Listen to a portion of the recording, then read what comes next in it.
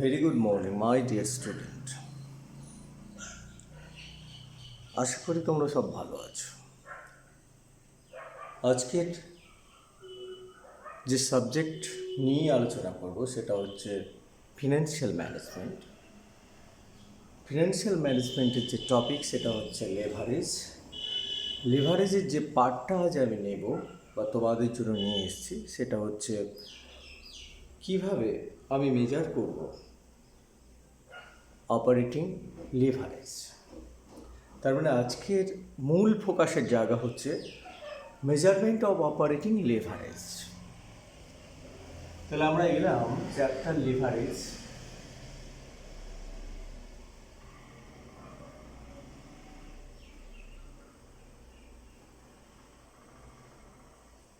যে বিষয় নিয়ে আলোচনা করব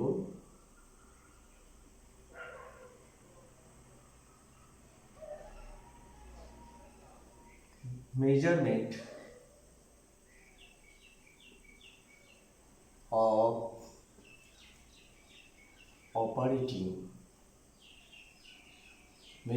of operating leverage.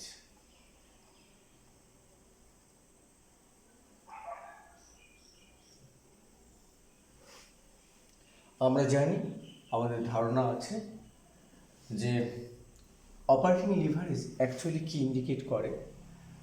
Operating leverage related with operating cost. Operating cost বলতে ইন্ডিকেট করছে এখানে যেটা, সেটা হচ্ছে অপারেটিং ফিক্সড কস্ট। যেখানে অপারেটিং ফিক্সড কস্ট আছে সেখানে রিস্ক রিলেটেড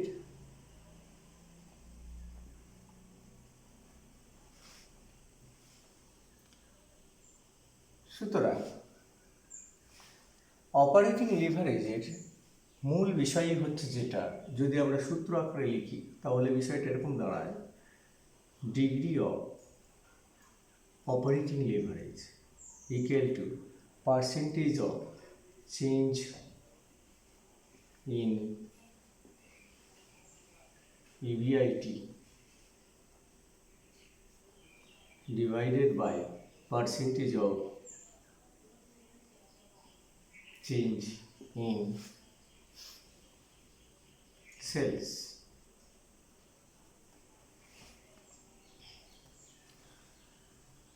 বিষয়টা করার জন্য আমরা নিম্নলিখিতভাবে এগিয়ে যেতে পারি। ধরে নিলাম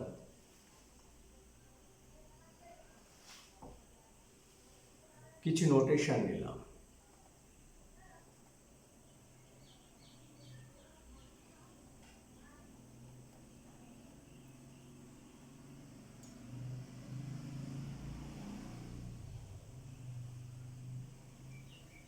ধরে যাক আমি এখানে ফর্মুলাটা কি ইউজ করি।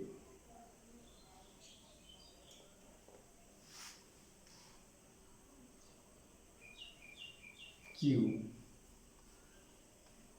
Sales minus variable cost minus fixed cost is equal to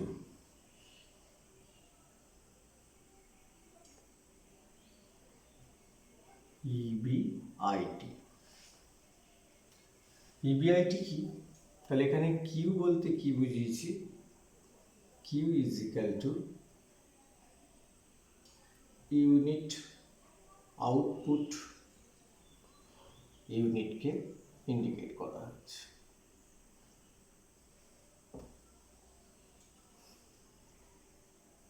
R selling unit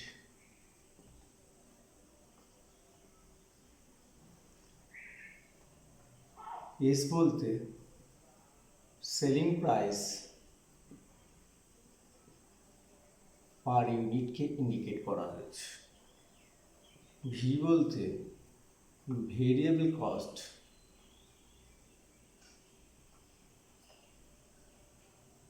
per ইউনিটকে ইন্ডিকেট করছে। এফ বলতে ফিক্সড কস্ট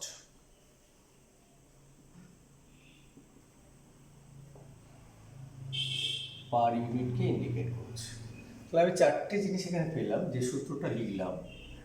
কিউ ইন্ডিকেট করছে output of unit, that means selling unit.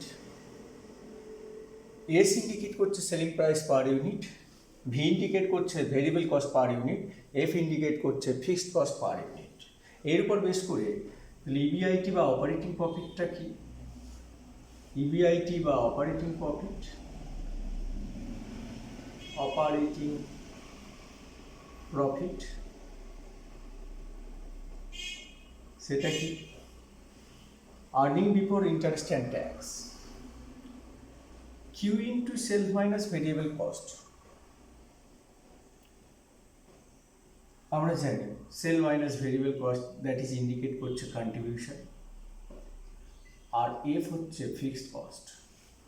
Contribution থেকে ফিক্সড কস্ট যদি আমি বাদ দিই, তাহলে যেটা পাই সেটা হচ্ছে ইবিআইটি বা earning before interest and tax.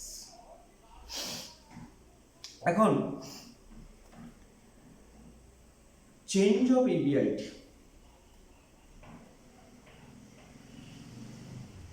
এটা কি? ইবিআইটি চেঞ্জ বলতে আমি কি বুঝি সেটা জানতে হবে। ডেল্টা ইবিআইটি, যদি ডেল্টা ইবিআইটি হয় তাহলে এটা ইন্ডিকেট করছে delta Q sales minus variable cost minus delta F. এখান থেকে কি পাই? যেটা পাই সেটা হচ্ছে, যেহেতু এফ হচ্ছে constant,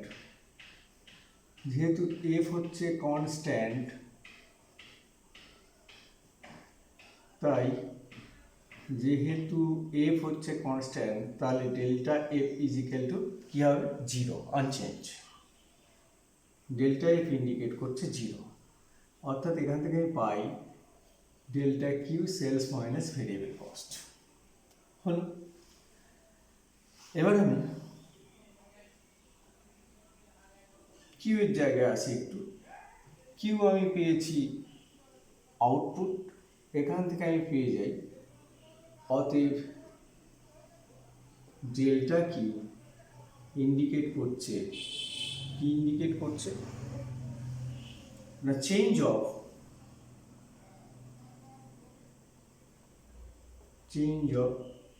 quantity output, that is increase or decrease. এটাকেও ইন্ডিকেট করছে চেঞ্জ অফ ইবিআইটি। এখন এবার উপরের ফর্মুলায় এটাকে পুট করার চেষ্টা করি। অতএব কি পাচ্ছি এখান থেকে? পার্সেন্টেজ অফ চেঞ্জ অফ ইবিআইটিটা কি? Percentage of change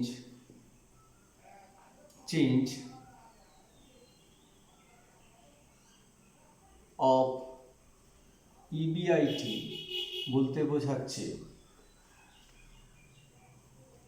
EBIT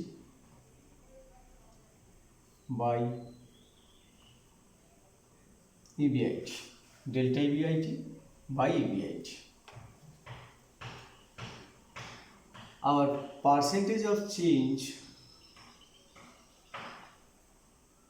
in sales বলতে বোঝানো হচ্ছে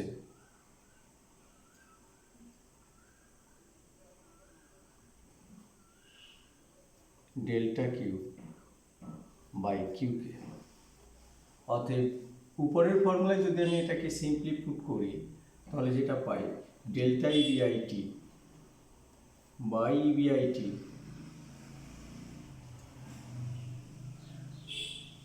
whole divided by delta Q by Q. এখান থেকে যেটা পাই আমরা সেটা কি? ডেল্টা ইবিআইটিটা কি? তাহলে এই যে ডেল্টা ইবিআইটি, এটা ইন্ডিকেট করছে এটা। ডেল্টা ইবিআইটির জায়গায় আমি কি লিখতে পারি? Delta Q into sales minus variable cost divided by EBIT into করে দিলাম কিউ ওয়াই ডেল্টা কিউ। আর ইবিআইটির জায়গায় আমরা লিখতে পারতাম সেটা কি, সেটা করাও যায়, না করলেও অসুবিধা নেই। ইবিআইটি ইজ ইকুয়াল টু সমান রেখে দিলাম বোঝার সুবিধার জন্য। তাহলে এখানে যেটা আমি পাচ্ছি, ডেল্টা কিউ কেটে গেল, রইল Q into sales minus variable cost divided by EBIT. এটা কি ইন্ডিকেট করছে? এটা ইন্ডিকেট করছে Q into sale minus variable cost, that is nothing but C, that means contribution, divided by EBIT. অর্থাৎ পেলাম কি, অ্যাকচুয়ালি আমি পেলাম, যেটা পেলাম এখান থেকে সেটা কি হলো, ডিওএল, অতএব DOL is equal to contribution by EBIT, যেটা আমরা জানতাম।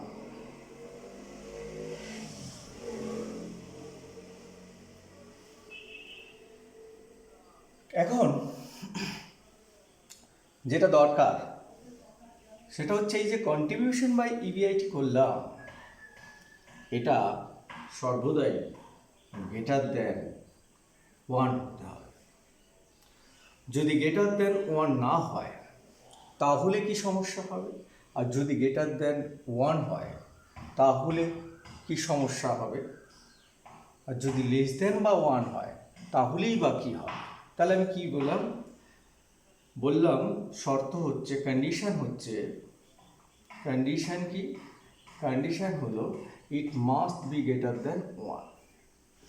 যদি গ্রেটার দেন 1 হয় তার মানে ইন্ডিকেট করছে ডিওএল হাই, এবং পরবর্তীকালে যে ফেসিলিটি পাবো চেঞ্জ হলে সেটা হচ্ছে যদি ইনক্রিজ করে সেল। অর্থাৎ অপারেটিং লিভারেজের সূত্রে আমি দেখেছি percentage of change of EBIT নির্ভর করছে percentage of change of sale. অর্থাৎ পার্সেন্টেজ অফ চেঞ্জ অফ সেলের সামান্য যদি পরিবর্তন হয় তার ফলে percentage of change of EBIT বা অপারেটিং প্রফিটের যে পরিবর্তন হবে,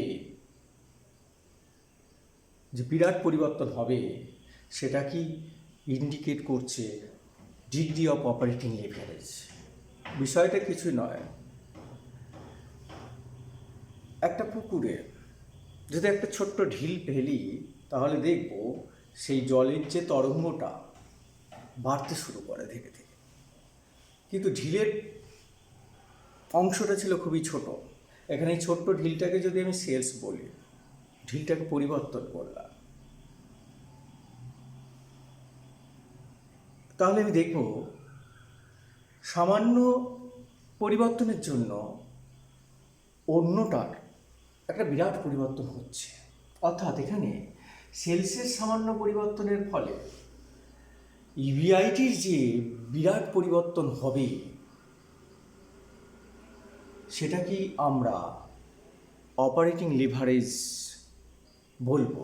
অর্থাৎ মাথায় রাখতে হবে সেলসের সামান্য পরিবর্তনের ফলে ইবিআইটির যদি বিরাট পরিবর্তন ঘটে তবেই সেটা হচ্ছে ডিগ্রি অফ অপারেটিং লিভারেজকে প্রাধান্য দিচ্ছে। যদি ডিগ্রি অফ অপারেটিং লিভারেজের কার্যকারিতা নিতে হয় তাহলে যেটা দরকার হবে, যেটা আমাদের মাথায় রাখতে হবে, সেলসের সামান্য পরিবর্তন হলে যেন ডিগ্রি অফ অপারেটিং যেন ইবিআইটির বিরাট পরিবর্তন ঘটে। অর্থাৎ সামান্যতম সেলসের যদি বৃদ্ধি পায় ইবিআইটির বৃদ্ধি যেন আরও বেশি হয়, সেটাই এখানে ইন্ডিকেট করছে। তাই ডিগ্রি অফ অপারেটিং লিভারেজ যদি 1-এর কম হয় বা যদি 1-এর সমান হয় তাহলে এই ক্ষেত্রে এই ধরনের বেশি সুবিধা পাওয়া সম্ভব হয় না। এখন প্রশ্ন হচ্ছে ডিগ্রি অফ অপারেটিং লিভারেজ যদি 1-এর সমান হয়, ডিগ্রি অফ অপারেটিং লিভারেজ যদি 1-এর সমান হয় তাহলে কি হবে? What happened?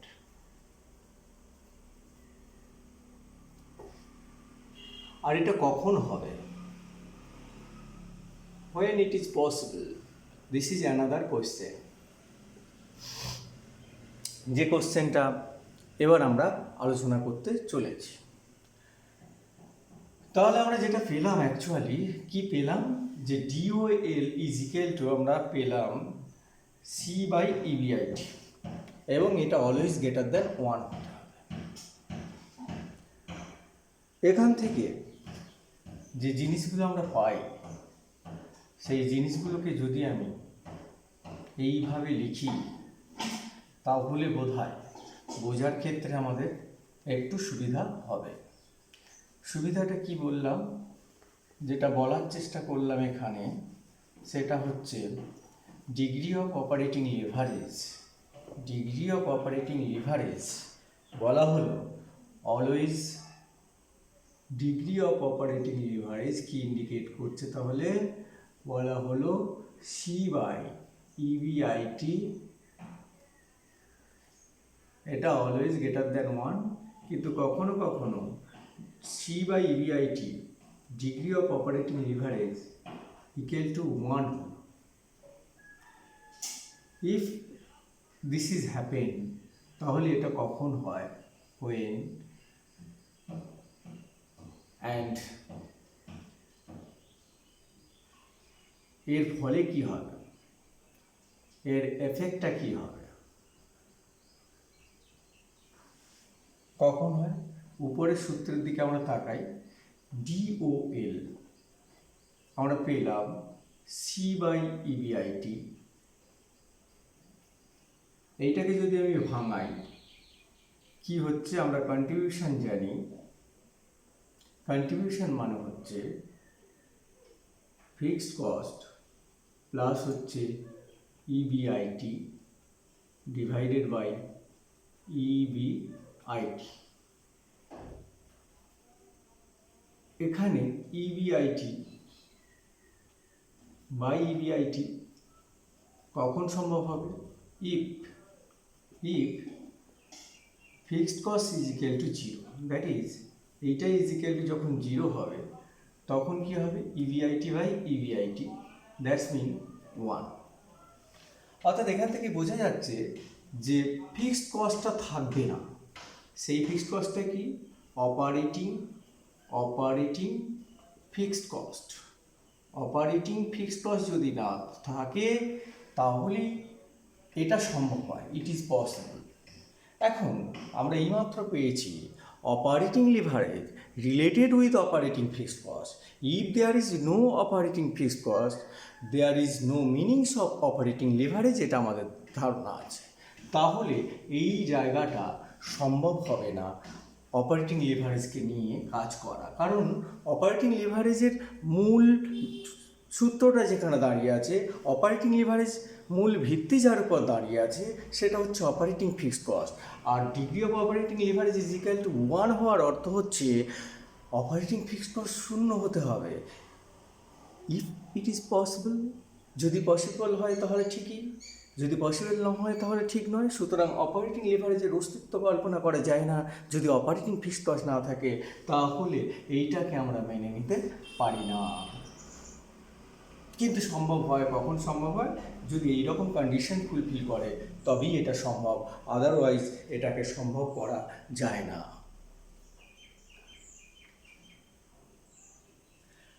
এখন মাথায় রাখতে হবে degree of operating leverage high হতে পারে, degree of operating leverage low হতে পারে। Degree of operating leverage high হওয়ার অর্থ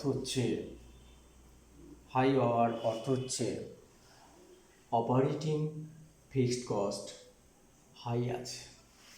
degree of operating leverage low হওয়ার অর্থ হচ্ছে অপারেটিং ফিক্সড কস্টটা লো আছে। অর্থাৎ ডিগ্রি অফ অপারেটিং লিভারেজ নির্ভর করছে অপারেটিং ফিক্সড কস্টের উপর। This is the dependent variable, আর এটা হচ্ছে ইন্ডিপেন্ডেন্ট। অপারেটিং ফিক্সড কস্ট যদি হাই হয়, ডিগ্রি অফ অপারেটিং লিভারেজ হবে হাই। অপারেটিং ফিক্সড কস্ট যদি লো হয়, ডিগ্রি অফ অপারেটিং লিভারেজ হবে লো। আর যদি অপারেটিং ফিক্সড কস্ট নাই থাকে, তখন ডিগ্রি অফ অপারেটিং লিভারেজ হয়ে যাবে 0। অর্থাৎ ডিগ্রি অফ অপারেটিং লিভারেজ হতে পারে 0, হতে পারে বেশি, হতে পারে কম। এখন যদি আমরা একটা উদাহরণ নিয়ে বিষয়টা দেখার চেষ্টা করি, তাহলে এটা আর একটু ক্লিয়ার হবে।